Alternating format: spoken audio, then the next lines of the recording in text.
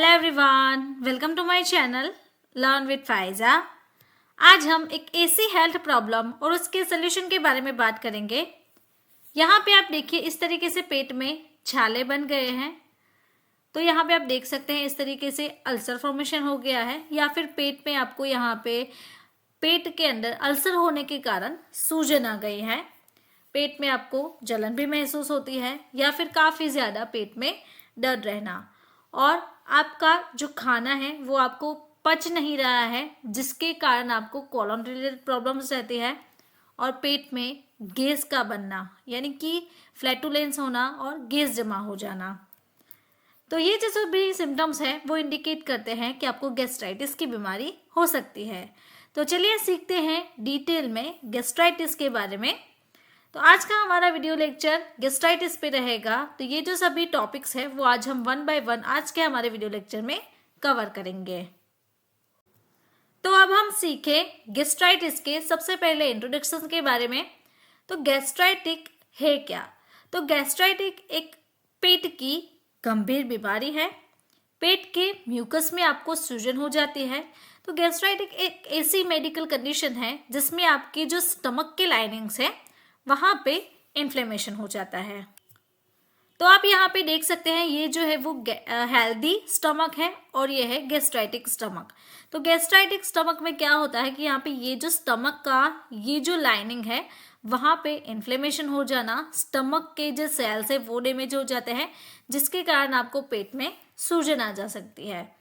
और हम देखें तो ये बैक्टीरियल इन्फेक्शंस के कारण हो सकता है, जिसके कारण आपकी जो सॉफ्ट मसल लाइनिंग्स है वो डैमेज हो जाते हैं, और आपकी जो इम्यून सिस्टम है वो डायरेक्टली उस पर अफेक्ट करता है।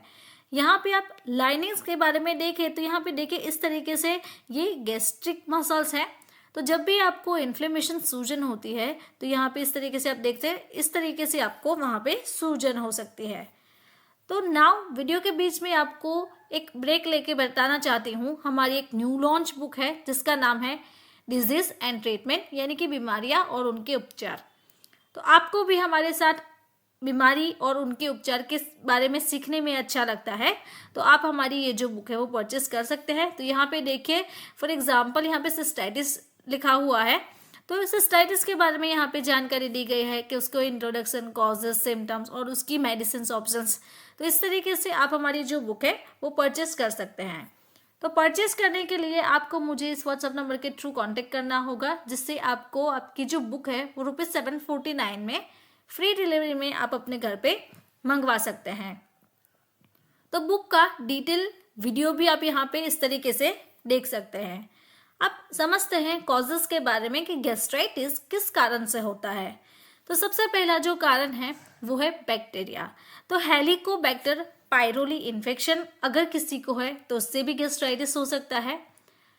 अगर कोई इंसान एक्सेसिव अल्कोहल का यूज़ करता है, या फिर उसे क्रॉनिक वॉमिटिंग है, स्ट्रेस लेवल ज़्यादा रहता है, बाइल का रिफ्लक्सिस होना, और एस्पिरिन जैसी अदर एंटी इन्फ्लेमेटरी आप ड्रग्स ले रहे हो तो इसके कारण आपको पेट में जलन हो सकती है, और उसके कारण आपको इन्फ्लेमेशन हो सकता है, जिससे कि आपको गैस्ट्राइटिस की समस्या हो सकती है। अब सिम्टम्स के बारे में जानें कि इसके कारण पेशेंट को nausea, vomiting in blood, fatigue, थकान रहना, स्टमक में फुलनेस रहना, भूख कम लगना, हिकअप्स आना, ब्लैक और टेरी स्टूल रहना, देन आपका जो अपर एब्डोमेन है वहाँ पे पेन रहना, चेस्ट में पेन रहता है, एब्डोमिनल डिस्कम्फर्ट हो जाता है, belching, heart burn, indigestion, food proper तरीके से डाइजेस्ट नहीं होता है, गैस का पास होना। तो ये जो सभी सिम्टम्स है वो रहते हैं। अब डायग्नोसिस के बारे में सीखें कि इसका निदान कैसे हो सकता है। तो सबसे पहले पेशेंट को एंडोस्कोपी, देन बायोस्कोपी, उसके बाद blood test, then stool examination, because excessive जो स्टूल आ रहा है, वाटरी स्टूल आता है गैस्ट्राइटिस के कारण, तो स्टूल टेस्ट भी होता है, urea, breath test, upper GI barium study and CT scan. तो ये जो सारे डायग्नोसिस है वो पेशेंट के करवाए जाते हैं। अब ट्रीटमेंट ऑप्शंस के बारे में सीखें कि इसके ट्रीटमेंट ऑप्शंस क्या है, कैसे गैस्ट्राइटिस को ठीक कर सकते हैं। तो सबसे पहले antacid syrup, proton pump inhibitor, H2 blocker, herbal medicine, protective drugs and anti H pylori drugs. तो ये जो सारी मेडिसिन ऑप्शंस हैं उससे आप गैस्ट्राइटिस को ट्रीट कर सकते हैं। तो चलिए सीखते हैं। सबसे पहले जो मेडिसिन ऑप्शन है वो है एंटासिड्स। तो एंटासिड में सबसे पहला जो नाम है और वेल नोन ब्रांड है वो है डाइजिन। तो डाइजिन एक अच्छी एंटासिड है। तो इसका जो डोज है दिन में 2 बार 10 ml आपको लेने की होती है। तो यहाँ पे इसका जो कंटेंट है वो आप यहाँ पे देख सकते हैं कि एल्यूमिनियम हाइड्रोक्साइड है, मैग्नीशियम हाइड्रोक्साइड है, साइमेटिकॉन है। तो इस तरीके से ये जो इसका कंटेंट है यहाँ पे दिया हुआ है। उसके बाद जो दूसरा रहता है हिमालय की हीमकोसिड SF। तो हीमकोसिड SF की 3 कैटेगरीज है। यहाँ पे आप देख सकते हैं बनाना फ्लेवर है, मिंट फ्लेवर है और सौंफ का फ्लेवर भी है। तो इसे भी सेम तरीके से यूज़ करना है और इसकी अच्छी प्रॉपर्टीज रहती है, जैसे कि एसिड पेप्टिक डिजीज में आप ले सकते हैं, then non ulcer dysphagia, gastroesophageal reflux disease, heartburn और एज अ एनसेड्स के रूप में भी पेशेंट को सजेस्ट किया जा सकता है कि जो इन्फ्लेमेशन इंड्यूस करता है, तो अगर किसी को एनसेड्स की वजह से गैस्ट्राइटिस हुआ है तो उसके लिए ये अच्छी मेडिसिन मानी जाती है। देन डाबर की पुदीन हरा। तो ये जो कैप्सूल है वो पेशेंट को 1 से 2 कैप्सूल सजेस्ट की जाती है। उसके बाद है डायनासिड सस्पेंशन। तो यहाँ पे देखिए इसमें एल्यूमिनियम और magnesium hydroxide and activated dry aluminium gel, तो इससे बनी हुई है। ये एक शुगर फ्री प्रोडक्ट है। तो 5 to 10 ml खाना खाने के बाद पेशेंट को सजेस्ट की जाती है। अगेन मैं आपको वीडियो के बीच में बताना चाहती हूँ, अगर आपको हमारे साथ ऐसे ही स्टडी करना अच्छा लगता है और आपको भी बीमारियाँ और उनके उपचार के बारे में सीखना है तो आप हमारी ये जो बुक है वो मंगवा सकते हैं। तो उसके लिए आपको मुझे इस व्हाट्सएप नंबर के थ्रू कॉन्टेक्ट करके ₹749 में आप अपनी बुक जो है वो घर पे मंगवा सकते हैं। अब अदर मेडिसिन ऑप्शन के बारे में सीखें। अगर किसी को एनसेड्स की वजह से या फिर खाना खाने की वजह से गैस्ट्राइटिस की प्रॉब्लम होती है तो उसे सप्रेस करने के लिए आप रेबिप्राजोल एंड डोपिरिडोन की कॉम्बिनेशन कैप्सूल ले सकते हैं। मैनकाइंड फार्मा की है।